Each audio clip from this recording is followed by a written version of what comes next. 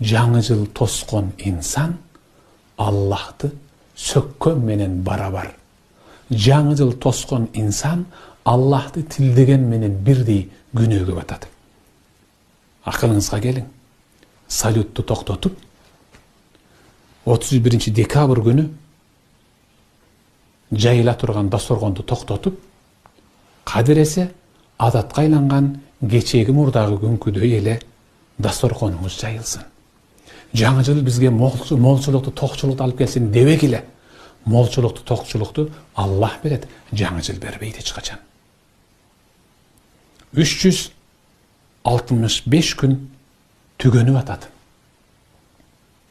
365 күндү арак, зина, ушак, имиш, уурулук, адам өлтүрүү, бирөөнүн абирин жыртуу жана башка ушундай толгон токой, балит, балчык нерселерди 365 күн ушундай жасаганыңа маашырланып, рахаттанып, мактанып, майрам күтүп атасыңбы?